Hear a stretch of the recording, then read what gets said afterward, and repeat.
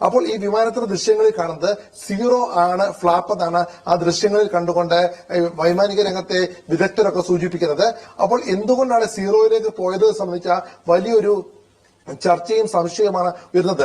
റാഷിദിന് ആ വീഡിയോയിൽ നോക്കിയാൽ അറിയാം, വിമാനത്തിന്റെ ലാൻഡിംഗ് ഗിയർ പുറത്തേക്ക് നിൽക്കുകയാണ്. അപ്പോൾ വിമാനം ടേക്ക് ഓഫ് ചെയ്ത് ഉടനെ തന്നെ ലാൻഡിംഗ് ഗിയർ ഉള്ളിലേക്ക് കയറി പോകാനുള്ള ഒരു സാങ്കേതിക പ്രശ്നമാണോ സംഭവിച്ചത്, അതോ ഒരു ഫ്ലാപ്പ് വേണ്ടത്ര സ്പീഡ് കൊടുക്കുന്നുണ്ട്, റൺവേയിൽ മാക്സിമം സ്പീഡ് കൊടുക്കാൻ പുഷ് ചെയ്യുന്നതിന് ഫ്ലാപ്പ് വേണ്ടത്ര രീതിയിൽ 5 to 15 ഓപ്പൺ ചെയ്യാൻ കഴിയാതിരുന്നതാണോ പ്രശ്നം എന്നുള്ള പല സംശയങ്ങളാണ് ഇതുമായി ബന്ധപ്പെട്ട ആളുകൾ ഉന്നയിക്കുന്നത്. അപ്പോൾ ടെക്നിക്കൽ ഫെയിലിയർ, ഒരു സാങ്കേതിക പ്രശ്നം അവിടെ ഉണ്ടായിട്ടുണ്ട്. ഈ ടെക്നിക്കൽ ഫെയിലിയർ എന്ന് പറയുമ്പോൾ ഇപ്പൊ വിദഗ്ധരുടെ പല അഭിപ്രായങ്ങളിൽ നിന്നും നവമാധ്യമങ്ങളിലൂടെയും മാധ്യമങ്ങളിലൂടെയും ഒക്കെയുള്ള പ്രതികരണങ്ങളിൽ നിന്നും ദീപു ഇതുവരെ കേട്ടതിൽ നിന്ന് നമുക്ക് പറയാൻ കഴിയുന്നത് പലതരത്തിലുള്ള ടെക്നിക്കൽ ഫെയിലിയർ ഉണ്ടാകാം, സാങ്കേതിക പ്രശ്നങ്ങൾ ഉണ്ടാകാം. അതിൽ 2 എഞ്ചിനുകളും ഒരുപോലെ പ്രവർത്തനക്ഷമമല്ലാതാകുന്ന ഒരു അവസ്ഥ രൂപപ്പെട്ടോ എന്ന സംശയമാണ് പലരും പ്രകടിപ്പിക്കുന്നത്.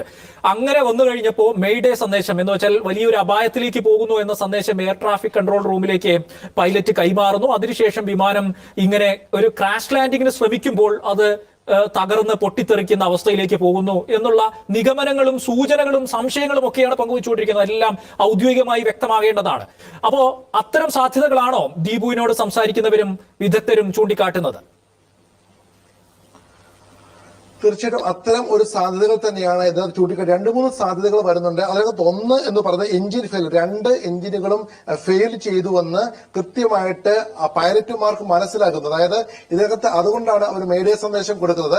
ആ കോക്പിറ്റിൽ തന്നെ എന്താണ് സംഭവിച്ചത്, ടേക്ക് ഓഫ് ചെയ്ത ഉടനെ എന്തുകൊണ്ടാണ് അത്തരത്തിൽ മെയ്ഡേ സന്ദേശം കൊടുക്കാൻ കാരണമായത്. അപ്പോൾ അവിടെ എഞ്ചിൻ ഫെയിലർ ഉണ്ടായിട്ടുണ്ടോ, ഒന്നാമത്തെ കാര്യം. അപ്പോൾ എഞ്ചിൻ ഫെയിലർ ഉണ്ടായിട്ടുണ്ടെങ്കിൽ അവർക്ക് ലാൻഡിംഗ് ഗിയർ അപ്പ് ചെയ്യാൻ പൂർണ്ണമായിട്ടും വിമാനത്തിന് ഉള്ളിലേക്ക് ആക്കാൻ കഴിയാതായിട്ടുണ്ടോ, അല്ലെങ്കിൽ വിമാനം ലിഫ്റ്റ് ചെയ്യുന്ന എക്സ്ട്രാ ഫോഴ്സിൽ ലിഫ്റ്റ് ചെയ്യാൻ കഴിയുന്ന ഫ്ലാപ്പ് 5 to 15 അവർക്ക് മാറ്റാൻ കഴിയാതെ വന്നിട്ടുണ്ടോ തുടങ്ങിയ സംശയങ്ങളാണ് ഇതുമായി ബന്ധപ്പെട്ട വിദഗ്ധർ ഉന്നയിക്കുന്നത്.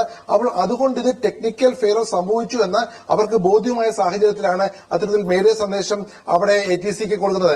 രണ്ടാമത്തെ കാര്യം, ബേഡ് ഹിറ്റ് സംഭവിച്ചിട്ടുണ്ടോ എന്നുള്ള സംശയവും അവിടെ ഉയരുന്നുണ്ട്. ഒരു കാര്യമായ ബേഡ് ഹിറ്റ് സംഭവിച്ചു കഴിഞ്ഞാൽ ഒരുപക്ഷെ അവിടെ എഞ്ചിൻ ഫെയിലിയർ ഉണ്ടാകാനുള്ള സാധ്യതയുണ്ട്. പക്ഷെ സാധാരണഗതിയിൽ ബേഡ് ഹിറ്റ് സംഭവിക്കുമ്പോൾ ആ ഭാഗത്തു നിന്ന് പുക പുറത്തേക്ക് വരാനുള്ള സാധ്യത ചൂണ്ടിക്കാണിക്കപ്പെടുന്നുണ്ട്. അപ്പോൾ അത്തരത്തിൽ പുക പുറത്തേക്ക് വരുന്ന ഒരു പോസിബിലിറ്റി ഈ ഒരു ദൃശ്യങ്ങളിൽ കാണുന്നില്ല.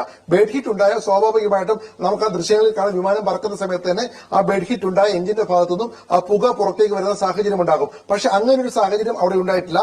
അതുകൊണ്ട് 2 പോസിബിലിറ്റീസ് ആണ് ഈ ഘട്ടത്തിൽ പറയുന്നത്. ഒന്ന്, വിമാനം റൺവേയിൽ നിന്ന് മുന്നോട്ട് പോകുന്ന സമയത്ത് അതിന് ഓവർ എക്സലറേഷൻ കൊടുത്ത് അതിനെ ലിഫ്റ്റ് ചെയ്യാൻ, കൂടുതൽ ഫോഴ്സോട് കൂടി ലിഫ്റ്റ് ചെയ്യാനുള്ള ഫ്ലാപ്പ് 5 to 15 മാറ്റാൻ കഴിഞ്ഞിട്ടില്ല. 5 to 15 മാറ്റാൻ കഴിയാത്തത് കൊണ്ടാണ് അത്തരത്തിൽ ഫ്ലാപ്പ് പുറത്തേക്ക് വന്നിട്ടില്ല. ആ ഫ്ലാപ്പ് വരാത്തതിന്റെ ഒരു കാരണം ഒന്നുകിൽ പൈലറ്റിന് സംഭവിച്ച ഒരു എറർ, അതായത് പൈലറ്റ് സീറോയിലേക്ക് ഫ്ലാപ്പ് മാറ്റി 5 to 15 ഫ്ലാപ്പ് കൊണ്ടുവന്ന് ഇതിനെ ലിഫ്റ്റ് ചെയ്ത് മേളിലേക്ക് വിമാനത്തെ കൊണ്ടുപോകാൻ കഴിയാത്തത് ഒരു എറർ ആകാം. ഒന്നാമത്തെ കാര്യം. രണ്ടാമത്തെ കാര്യം,